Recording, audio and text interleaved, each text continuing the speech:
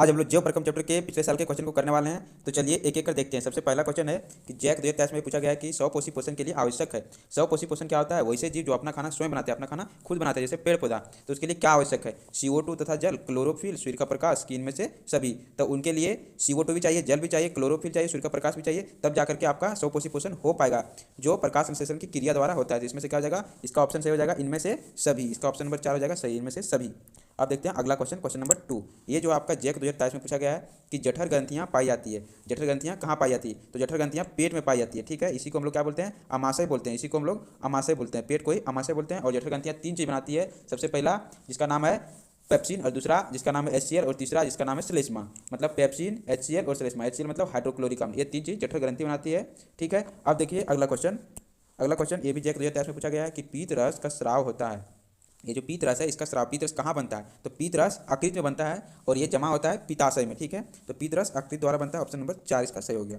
अब देखते हैं अगला क्वेश्चन, क्वेश्चन नंबर 4। ये 2022 में पूछा गया है कि अनऑक्सी शोषण के फलस्वरूप क्या बनता है। तो देखिए अनऑक्सी शोषण के फलस्वरूप 2 चीज़ बनता है। पहला चीज़ जिसका नाम है इथेनॉल, पहला चीज़ जिसका नाम है इथेनॉल, और दूसरा है लैक्टिक अम्ल, लैक्टिक अम्ल। और ये जो इथेनॉल है इसी को हम लोग क्या कहते हैं? एथिल अल्कोहल भी कहते हैं। इथेनॉल को एथिल अल्कोहल भी कहते हैं। और ये जो है ईस्ट में बनता है, ये ईस्ट में बनता है, और यही ईस्ट का उपयोग हम लोग करते हैं शराब बनाने के लिए। और ये जो लैक्टिक अम्ल है ये हमारी पेशी कोशिका में बनता है। कब बनता है? जब हम लोग अचानक से दौड़ दें तो हम लोग का श्वास, जो ऑक्सीजन श्वास की मदद से पूरा शरीर तक नहीं पहुंच पाता, जिसके कारण पैर में दर्द हो जाता है, ठीक है। तो ये पेशी कोशिका में होता है, हमारे पेशी कोशिका में। तो देखिए यहाँ पर क्वेश्चन में पूछा है कि अनऑक्सी शोषण के फलस्वरूप क्या बनता है। तो अनऑक्सी शोषण के फलस्वरूप इथेनॉल बनता है और लैक्टिक अम्ल बनता है, और इथेनॉल को हम लोग एथिल एल्कोहल भी बोलते हैं, ठीक है। तो इसमें ऑप्शन नंबर इसका 2 सही हो जाएगा। इसका ऑप्शन नंबर 2 सही हो जाएगा, ऑप्शन नंबर 2। अब देखते हैं अगला क्वेश्चन। अगला क्वेश्चन है कि प्रकाश संश्लेषण में ऑक्सीजन बाहर निकलती है। प्रकाश संश्लेषण में ऑक्सीजन किससे बाहर निकलती है? तो प्रकाश संश्लेषण की क्रिया कैसे होती है? सबसे पहले CO2 पेड़ पौधा हवा से लेती है, H2O जड़ से लेती है, और तब जाकर के बनती है ग्लूकोज, जिसको हम लोग बोलते हैं C6H12O6, और ऑक्सीजन गैस बाहर निकाल देती है। तो इसमें से हम लोग को पूछा गया है कि ये जो O2 है ये कहाँ से आ रही है? तो इस H2O से आ रही है कि CO2 से आ रही है? तो देखिए ये जो O2 है ये हमारे H2O से आ रही है। कहाँ से? H2O से O2 आ रही है। ये जो CO2 का ऑक्सीजन है ये ग्लूकोज बनने में, ये जो फार्मूला है किसका है? ग्लूकोज का है। तो ये ग्लूकोज में चल जाता है CO2 वाला ऑक्सीजन, और H2O वाला चल जाता है O2 में, ठीक है। ये जो है किसे पता चला? तो ये एक्सपेरिमेंट के द्वारा पता चला। जब वैज्ञानिकों ने इसको एक्सपेरिमेंट किया तो पता चला कि नहीं, ये जो O2 है ये H2O से आता है, ठीक है। तो इसमें से इसका कौन सा ऑप्शन से हो जाएगा? इसका ऑप्शन से हो जाएगा ऑप्शन नंबर 1, जल से। जल मतलब H2O से। अब देखते हैं अगला question, question number 6 number question कहता है कि रुधिर के तरल भाग को क्या कहते हैं? रुधिर के तरल भाग को हम लोग प्लाज्मा कहते हैं, ठीक है। रुधिर के तरल भाग मतलब रुधिर का लिक्विड पार्ट को हम लोग प्लाज्मा कहते हैं। और सीरम क्या होता है?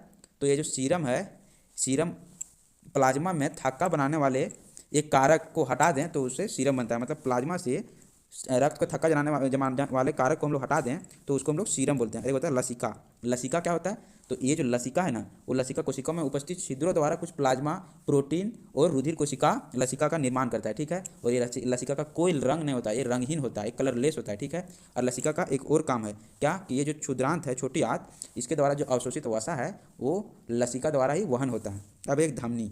धमनी हम लोग कहाँ पढ़े हैं? धमनी और सीरा में। सीरा क्या होता है? जो पूरे शरीर से रक्त को लेकर के आता है हृदय में। और धमनी क्या होता है? जो हृदय से रक्त को लेकर के आता है पूरे शरीर में। तो इसमें ऑप्शन नंबर 1 सही हो जाएगा आपका। आप देखते हैं अगला क्वेश्चन, क्वेश्चन नंबर 7।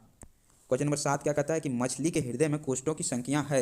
मतलब मछली के हृदय में कितने कोष्ठ है, कितने भाग है मछली के हृदय में? तो देखिए 2 कोष्ठ किस में होता है? 2 कोष्ठ होता है मछली में, 3 कोष्ठ होता है उभयचर में, 3 कोष्ठ होता है आपका उभयचर में। और रेप्टाइल में, रेंगने वाला जानवर जैसे सांप में, एक ऐसा रेंगने वाला जानवर है जिसमें जिसमें 3 कोष्ठ नहीं होता है, उसका नाम क्या है? मगरमच्छ। मगरमच्छ जो है, मगरमच्छ को छोड़ करके जितने रेंगने वाले जानवर है सब में क्या है? 3 कोष्ठ है हृदय में, और मगरमच्छ में 4 होते हैं।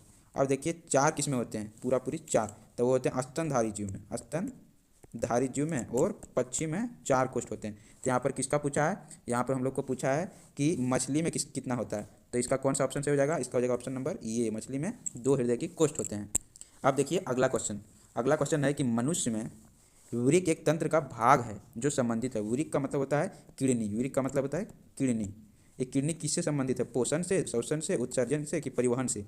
तो ये जो किडनी है ये उत्सर्जन से संबंधित है। उत्सर्जन का मतलब जो हमारे अपशिष्ट पदार्थ है उसको बाहर निकालने में काम करता है। कौन? किडनी। रक्त को छानता है, रक्त से अपशिष्ट पदार्थ को छान करके बाहर निकालने में मदद करता है। ठीक है, अब देखिए क्वेश्चन नंबर 9। क्वेश्चन नंबर 9 क्या कहता है कि मैग्नीशियम पाया जाता है। मैग्नीशियम किसमें पाया जाता है? तो देखिए क्लोरोफिल में मैग्नीशियम पाया जाता है, जिसके कारण से क्लोरोफिल का रंग हरा होता है, और यही क्लोरोफिल के कारण ही पत्ता का रंग हरा होता है। और लाल रक्त कण आरबीसी है, इसमें पाया जाता है आयरन, जिसको हम लोग एफ कहते हैं। ठीक है, उसका सूत्र है आयरन का एफ। और ये जो है एफ लाल रंग का होता है, इसी के कारण से रक्त जो है लाल रक्त कोशिका लाल रक्त कण आरबीसी लाल होता है। ठीक है, तो इसमें क्या आ जाएगा? मैग्नीशियम किसमें पाया जाता है? मैग्नीशियम पाया जाता है क्लोरोफिल में। ऑप्शन नंबर ये सही। अब देखते हैं क्वेश्चन नंबर 10। क्वेश्चन नंबर 10 जो है जैक 2024 में पूछा गया है कि विषम पोषित जीव अपने उत्तरजीविता के लिए प्रत्यक्ष या अप्रत्यक्ष रूप से आश्रित है। विषम पोषित जीव मतलब वैसे जीव जो अपना पोषण, अपना खाना के लिए दूसरे जीव पर निर्भर है, मतलब वो दूसरे जीव को खाता है। तो वो किस पर आश्रित है? किसको खाता है? प्रत्यक्ष मतलब डायरेक्टली या फिर अप्रत्यक्ष इनडायरेक्टली रूप से। तो क्या वो शैवाल को खाता है, कि कवक को खाता है, कि मिट्टी को खाता है, कि हरे स्वपोषी पौधे को खाता है, मतलब हरे पेड़ पौधे को खाता है। तो देखिए जितना भी जीव है विषम पोषी जीव सब हरे स्वपोषी पौधे पर क्या है? निर्भर है। वो या तो प्रत्यक्ष रूप से, वैसा मान लीजिए कोई ऐसा जीव है जो बोलेगा नहीं वो मांसाहारी है, तो मांसाहारी है, वो मांस खाता है, लेकिन मान लीजिए शेर है, शेर किसको खाया? हिरन को, लेकिन हिरन तो घास खाया ना। तो हिरन किस पर है? घास पर निर्भर है, और हिरन पर निर्भर है शेर, मतलब इनडायरेक्टली रूप से शेर भी घास पर ही निर्भर है। ठीक है, अब देखिए अगला क्वेश्चन, तो इसमें क्या हो जाएगा? ऑप्शन नंबर 4 सही हो जाएगा। अगला क्वेश्चन है क्वेश्चन नंबर 11।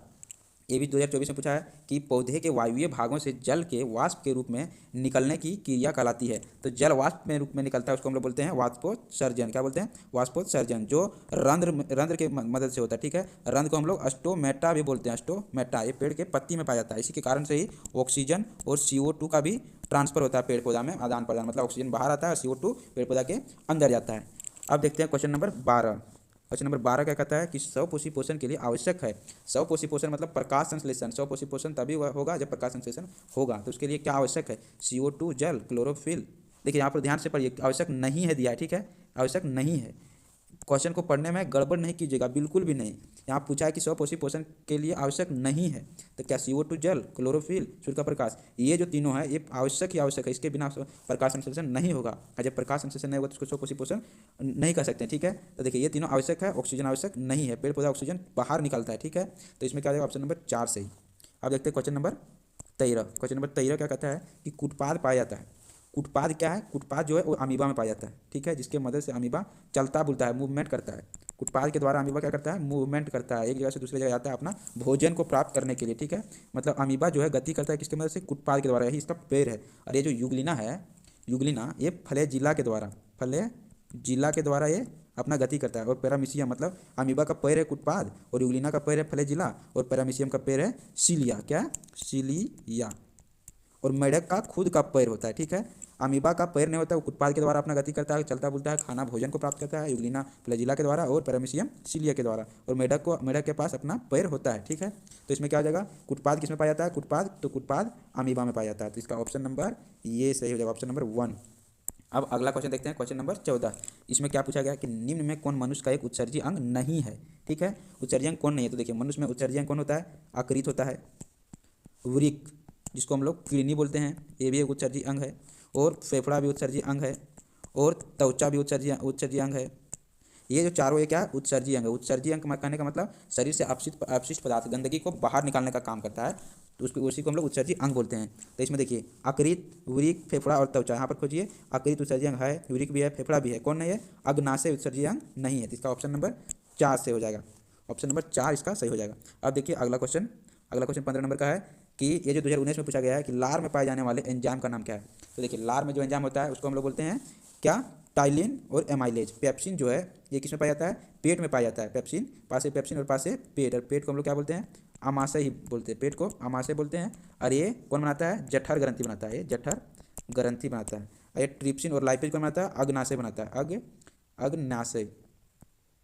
अग्नाशय बनाता है ट्रिप्सिन को।